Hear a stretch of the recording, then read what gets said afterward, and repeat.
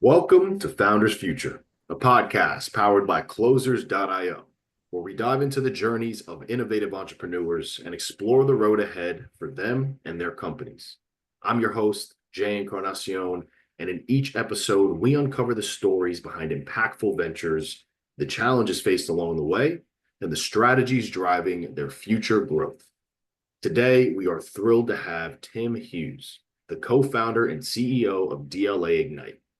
Tim is a globally recognized expert in social selling, named one of LinkedIn's top 8 sales experts to follow in 2021, and the author of Social Selling: Techniques to Influence Buyers and Changemakers. Based in London, UK, DLA Ignite, founded in 2016, is revolutionizing how businesses leverage social media for transformation, helping sales teams, HR, and marketing departments unlock exponential visibility and growth. We'll be exploring his founding story, how DLA Ignite empowers clients in the social selling space, and his vision for scaling this impact-driven venture. So let's dive right in. Tim, welcome to Founders Future. Thank you. And I'm really excited to talk to you. Thank you for inviting me. Absolute pleasure having you on the show, Tim. I really can't wait to dive in and really hear more about what you're doing with DLA. With that, Tim, take us back to the beginning. For our listeners here, what specific problem in the sales landscape really inspired you to start DLA Ignite? My background is that I'm a salesperson and I've been working in B2B enterprise sales for 25, 30 years. And I saw, even it's been accelerating, which is that we have a real issue is the way that people buy nowadays. People go online, they do their research. They don't like talking to salespeople because they know that they'll just end up in a line in the CRM. Yep. And what happens is that the ability to go online and make cold calls or send spam emails, the return from that has got less and less and less over the years. And so how do salespeople build trust and relationships? And how do salespeople actually connect with buyers and ultimately have conversations? And that's one of the problem that we fix.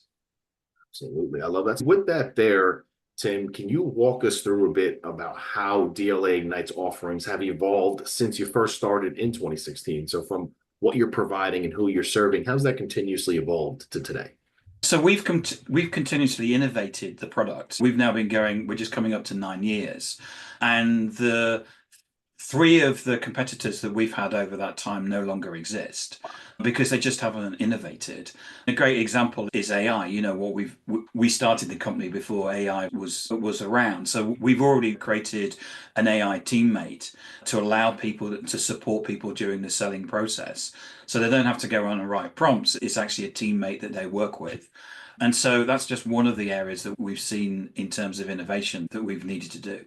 Right. Well, I think that's the biggest and most important piece, especially for our listeners tuning in, those founders or entrepreneurs who really are still on the fence with AI. That's a huge note to take of look at that, how your competitors really didn't keep up with the times and now they're out of the game. AI is truly such a game changer in this day and age, especially for business owners to just take advantage and give that extra edge to the and we think we can talk about whether we should be in it or not. We actually think that if anybody is going to go to the board and ask for money for budget, there will be somebody on that board, whether they're a non-exec director or whatever, that will say, what part of this where is AI in this solution? And the only way now that you're going to get board level decisions is that you have AI as a component. And for us, that is, you don't have a company if you can't sell at board level. Exactly. So with that being said, I definitely would love to understand from your point of view, Tim, a bit more for our listeners here as to how you're generating revenue with DLA Ignite, especially if our listeners decide to come and work with you and utilize you and your services. What is the real core offer here? I know that you have the social selling training, the employee advocacy programs, sales enablement. What's everything there on that core offer, and how's it structured for your clients when they come to you? What does that journey look like for your clients? So we use our social selling methodology. So just so people know that we've created a social selling methodology. So just so people know that our definition is social selling, and let me just read this off for you. Yeah. It's about using your presence and behavior on social media to build influence, make connections, grow relationship and trust, which lead to conversation and commercial interaction. So when somebody basically sends you a connection request and immediately sends you a list of their products and services, that's spam. We're not about that. What we're about is about generating conversations. And we've been running a benchmark now for, I think it's 27 months, and across our customers. And we know that the average SDR will get one meeting with their ICP every day, Mm.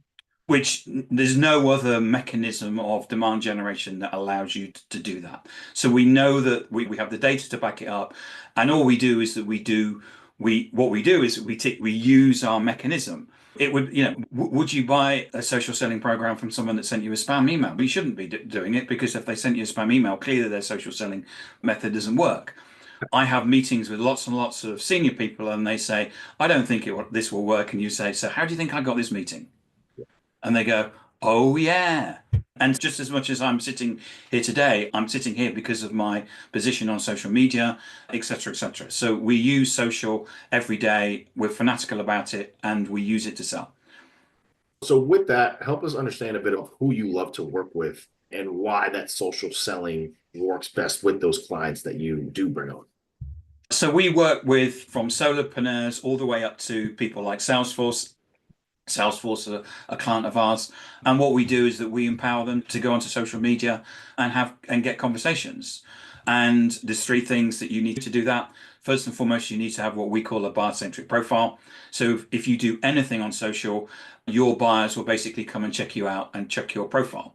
And what you need to do is make sure that your profile is aligned to them, not about you as a salesperson. So a lot of salespeople either look like just another salesperson, or they'll say something like, I'm an amazing salesperson, and once I get my teeth into a buyer, either they die or I die first. That's the last thing that a buyer basically wants to read. The second thing you need is a wide and varied network. So you need a digital territory, and we teach people how to connect to people.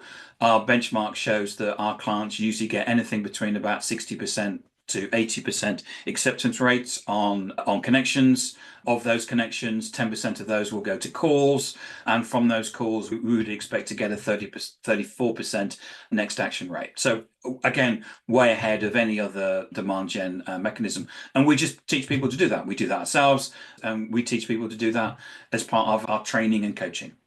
Love it. I love it. So essentially really having that consultancy and coaching side of things for a multitude of clients that you have to really get them in front of the right clients for them, Yes. build their brand, build their business. Incredible on that front. So talk to us a bit here then, Tim, of what's working best for you guys right now as far as that acquisition piece goes, being that this is really where you excel. What's working best right now for DLA Ignite for acquiring new clients consistently, whether that is referrals from the past successes or ads, social media? So we've never spent a dollar on ads. We've Wow. never spent a dollar on cold calling. We've never spent a dollar on sending spam emails.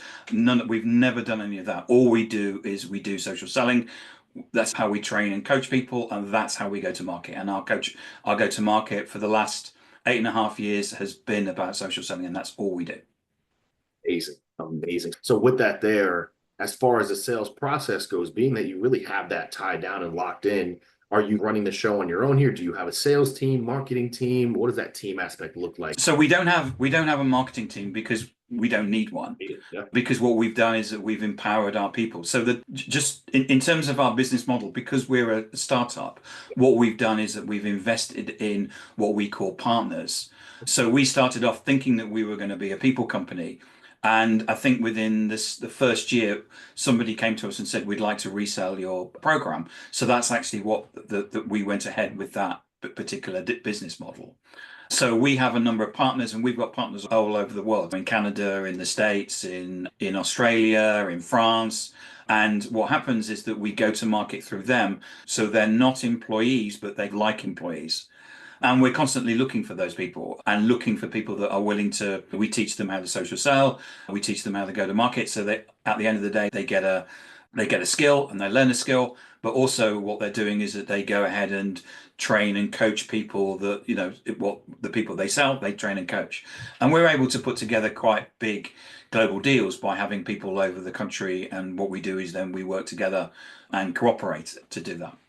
So with that, kind of got my mind spinning a bit on how you're approaching the idea of scale. So is that one of the ways that you're thinking about continues to grow and scale, or are you also thinking about, hey, maybe we will start spinning ads up to continue to grow that side on top of the success that you're seeing with social selling? How do you approach that idea of scaling the company to bigger heights? So scaling will be with people. So we're looking for people that were wanting to come on and be partners and work with us and work with the company. And we will continue. Our go-to-market is successful. As an ethos, we don't believe that people look at ads. I certainly don't. I don't take cold calls, and I certainly spend most of my day trying to get rid of all the spam emails out of my inbox. We know where our clients are nowadays. They're on social media, and you just need to have a mechanism in which to connect with them and talk to them. And if you do that, they will have conversations.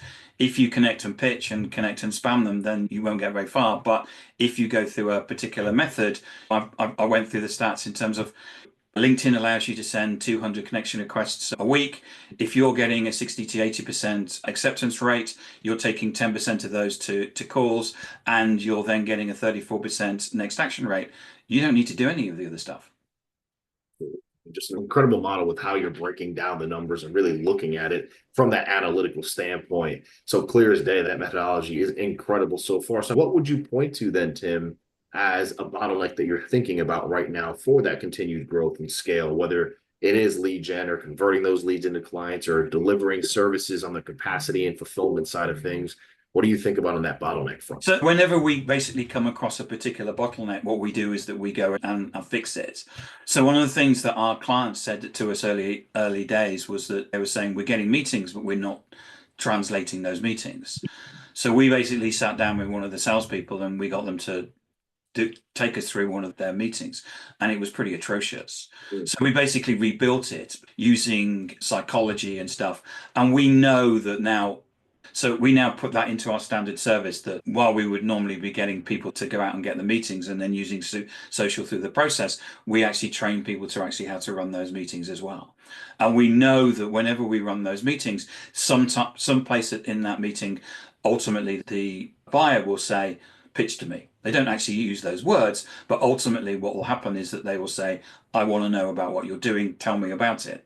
Which is something that salespeople generally don't get. They're having to force that and ask strange questions and go through this strange dance to actually get anywhere. But so one of the things, as I say, if we go through a bottleneck and find out that there's a problem, then what we do is that we'll create something to basically unpick that.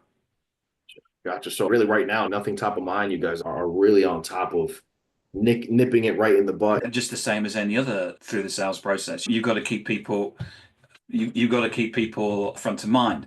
We're doing that with content. We're making sure that they're being educated through the process. We're making sure that we reduce the amount of ghosting that goes on by the fact that you're connected to them as well as you're connected to them on social. So one of the things that we've been able to do is actually reduce sales cycles by 30%. And what we're doing is that rather than the traditional way of selling is that you do it in series, which is you march forward and then someone takes you to somebody else. What we're able to do is basically go right across in parallel from an early days connection on social. So you already got on day one the ability to talk to, if there are multiple stakeholders, multiple sponsors, multiple economic buyers. So if classic example that what's happening at the moment is that your sponsor will get fired, you're then right back to the beginning if you're back to zero. Whereas you're able to, from day one, to actually start connecting to people, having conversations with people and building the multiple sponsorship, multiple economic buyer position that you need in the account, as multi-threading, as LinkedIn would call it. Absolutely incredible. Just absolutely loving having you on the show, Tim, really understanding the way that you approach this side of things. And clearly you're seeing that success for a reason. So again, a pleasure having you on the show, really talking us through it. So with that, help us envision what you're seeing here, Tim, for the rest of 2025, going into 2026, whether you have any specific revenue targets, impact goals, performance goals. What are you really laser focused on for that continued growth and scale? So our growth is really down to the number of people that we have. As a training and coaching company, we're totally reliant on that. And what we're looking for is additional resource right across the world. It doesn't matter where it is, doesn't matter what language it is, and we're looking for that people to allow us to do the growth. Ultimately, myself and my business partner want to basically take a step back at some point, and the plan that we have is that we will have a management team that will basically that will come in and take over. So we're looking for that at the same time. So in terms of our plans going forward, that's what we're looking out for, and to grow the number of people and grow the logos as well. Oh, amazing on that front. Let's get a little hypothetical. I would love to understand, if you had this ability right now, had a genie, snapped your fingers, and had unlimited resources at your fingertips, what are you implementing immediately today? I think that it's what I would say, which is that at some point we need to take a step back. And you know what it's like? It's the old thing about working in the business or working on the business. And I think if we took a step back and we were working on the business, that we would actually help the growth. So we're really looking for that management team. So we launched back in 2019. So we have this concept about teaching people about social. Generally, we're here to talk about sales. So I'm talking about sales. But whenever we go into organization, usually what happens is you empower the sales team, and then the HR team realize that if they're active on social media, they'll get the best employees to come and work for the company. And that then goes right across the business. So one of the things that we would like to do, I know Adam and I, would be to move away to allow other people to basically to do the sales bit, and for us to grow out the rest of the sales on across the enterprise, because we're the only company in the world that does this.